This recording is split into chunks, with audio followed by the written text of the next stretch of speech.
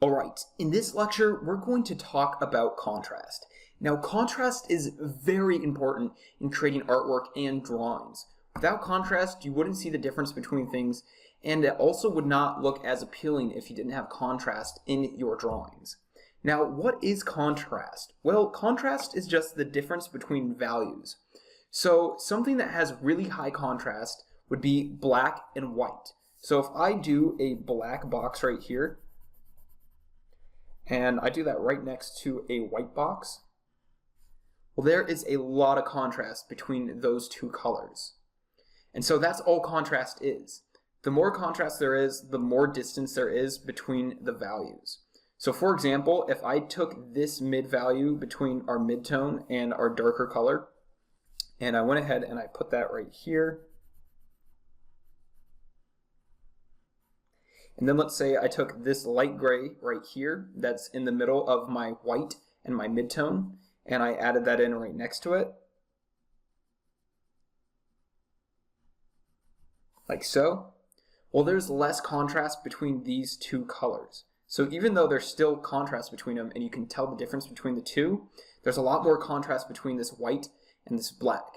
Now, in some cases, you might have no contrast at all. So it might just be one solid color. And in other cases, you might not even be able to see the contrast because it's so subtle. So let's go over an example of this. So let's say I took a gray from right here, and that was this side. So I'll go ahead and fill that in.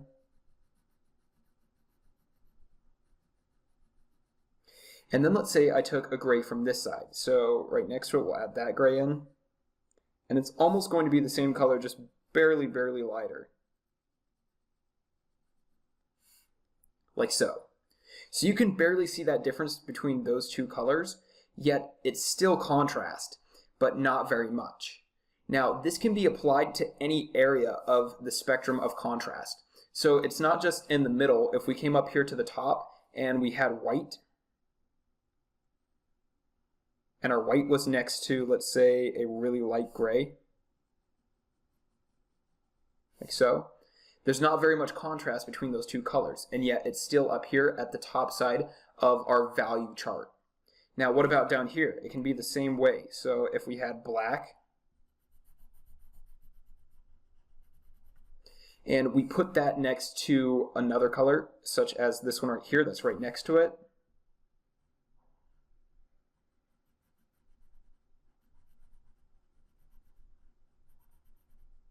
so again, there's still contrast there. You can just barely see it because the two values are so close to each other on the value chart. And so when you're trying to create contrast, you want to make sure that your values are far apart on the contrast chart. The closer they are, the less contrast there will be. So let's try some more examples of this. So let's say that I have a gray background.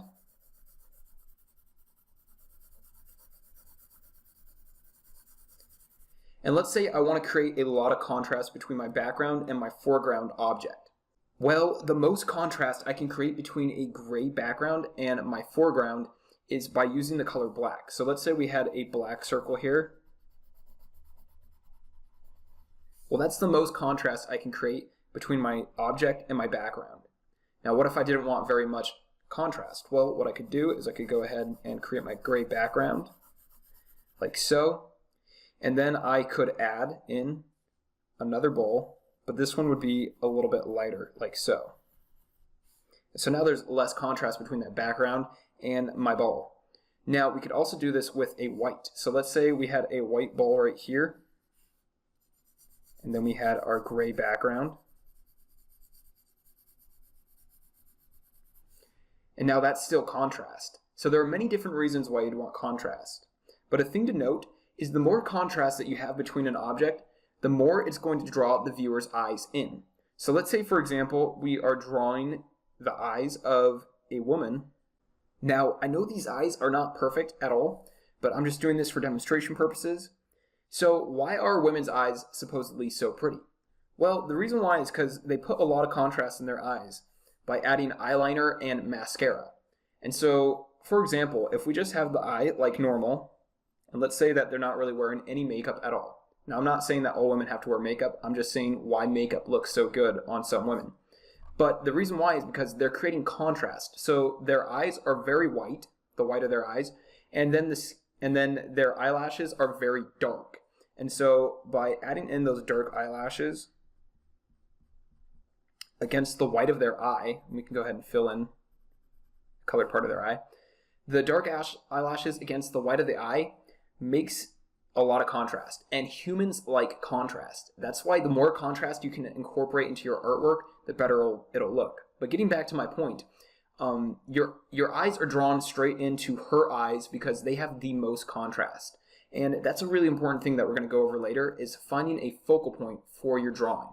You need to find one focal point, and there's many different ways that you can make people's eyes drawn to that area and to focus on it, and one of those is to create contrast. Whatever area has the most contrast in the drawing is where the viewer's eyes are going to be drawn to first. Really quick, I wanted to show you a few examples of really good use of contrast. So first off, we're going to have a look at the Mona Lisa. Now all of you should be familiar with this painting. It's probably the most famous painting ever created. Now, with the Mona Lisa, it very well utilizes the use of contrast. Now the first way that it utilizes it is, first off, it draws you into the focal point. And if you haven't guessed yet, it's her eyes. Why are her eyes the focal point? They have the most contrast. So her eyes, the white of her eyes, are probably the whitest part on the entire painting, and the darkest part on the entire painting are her eyes themselves. It's darker than any of these other dark colors down here, or at least it appears like it is because it's next to such a bright color. And remember, the more contrast between two colors, the lighter or darker a color will seem. The next way that it strongly utilizes the use of contrast is by differentiating between different parts of the Mona Lisa. So, for example, we know that this is her face, and then we know that this is her neck and chest area because it's separated by the shadow, which is more contrast. And then we know that this area is her hair because it's the darker area. And so by making her hair dark and then making the face area lighter and then making her clothing darker, she differentiates between each separate thing. And then her hands are in this dark area, but they're lighter, and so they stand out because of the contrast. And it's the same thing with the background. So her head really stands out because this area of the background is lighter. And then as it starts to get closer down towards her body where he doesn't want you to focus too much, it becomes darker, and so there's less contrast between her body and the background. And so it doesn't stand out as much. Now let's have a look at another example. So here's a character design I've done in one of my courses, and I've taken all the color out of it so we can only see the values. Now you'll notice that it's the same with the Mona Lisa as it is with my character, that the eyes are the focal point because the eyes are the darkest part of the entire picture and the white of the eyes are the lightest part, and so we're creating the most contrast right there. Then the next thing I want you to notice is how every single object on my character is placed next to a value that is contrasting with it. So if we start with the hair is a really light gray.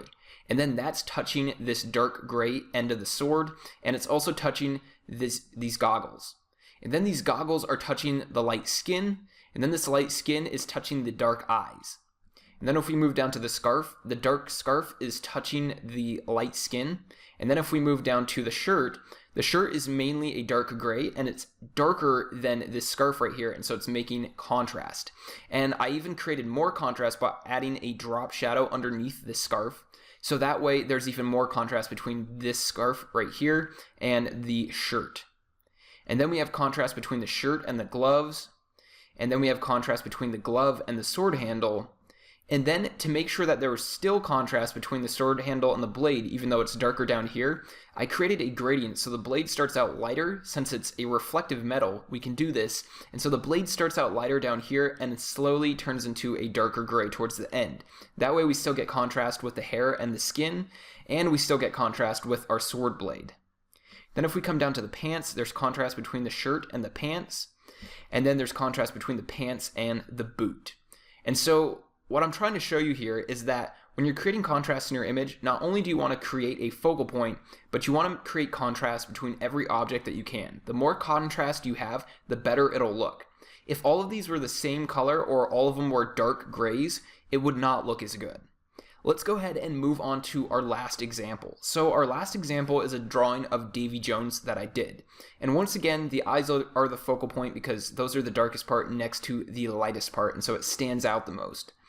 The next thing I wanted to point out is how we differentiate each part of Davy Jones by having contrast. So first off, let's point out how there's contrast between his face and his tentacles and his hat. So his hat is a much darker value than his skin. And then his skin is a much lighter value than his jacket and his vest. And so we're creating a differentiating contrast between those two objects to help us understand what's going on in the picture. And then if we keep moving down, we create contrast between his hand and his clothes. And then we even create contrast between the belt and his shirt or vest, if you want to call it. And that helps us differentiate the difference between the vest and the belt itself. So contrast is extremely important in creating good artwork. And the last thing I'll point out is that we have a lot of contrast between Davy Jones and the actual background. So he sticks out completely. If we had all other types of things going on in the background that were the same values, it would completely distract you from the drawing of Davy Jones. Alright, that brings us to the end of this lecture. So in this lecture, we learned about contrast. We learned that the further apart values are on the value spectrum, the more contrast there's going to be. And the closer they are, the less contrast. We also learned that if you want to make your artwork look good, you need to have a focal point and you need to create that by using contrast. Then we learned that if we want to create a differentiation between two objects, we can do that by using contrast. So if you have a ball sitting on a table and the ball is a light gray color, then you probably want to make the table a dark gray color. That way, you create as much contrast as possible. Thanks for watching this lecture, and I really look forward to seeing you in the next one, where we're going to delve a little bit deeper into contrast.